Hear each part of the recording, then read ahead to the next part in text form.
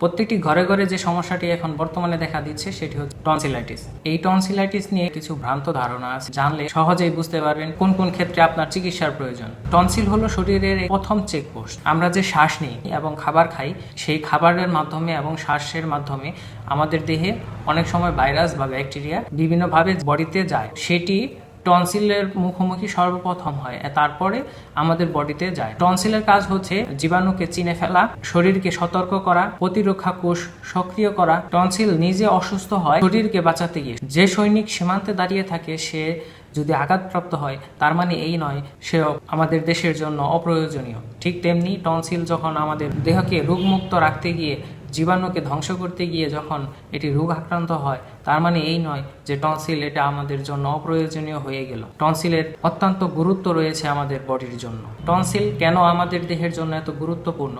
Tonsil হলো lymphatic সিস্টেমের অংশ।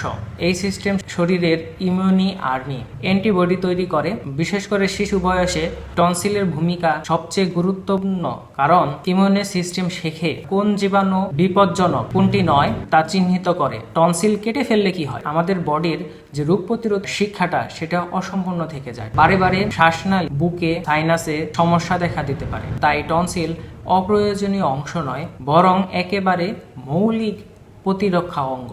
শীতে বাচ্চাদের বা বড়দের টনসিল ফুলে গেলে এটি শুধু সংক্রামক নয়, শরীর দুর্বলতার সংকেত। সময় মতো হোমিওপ্যাথিক চিকিৎসা নিন, রোগীর স্বাভাবিক রোগ প্রতিরোধ ক্ষমতাকে বাড়িয়ে দেয়, যার কারণে রোগ প্রতিরোধ ক্ষমতা পুনরায় সচল হয়ে যায়। টনসিলের কারণে অনেকের অনেক ধরনের সমস্যা দেখা দেয়, তার মধ্যে গলা ব্যথা করা, মুখে দুর্গন্ধ আসা, অনেকের টনসিলে পিক জমে যায়।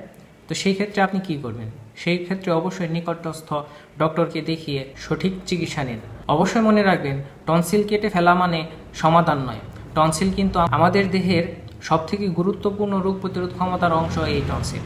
তাই টনসিল কেটে না ফেলে সহজ ও সুন্দর একটি হোমিওপ্যাথিক চিকিৎসা নিন, যেখানে আপনার বডির রোগ প্রতিরোধ ক্ষমতা বেড়ে যাবে এবং টনসিলটি রোগমুক্ত হয়ে আপনার দেহের রোগ প্রতিরোধ ক্ষমতায় সে নিজেকে নিয়োজিত করতে পারবে।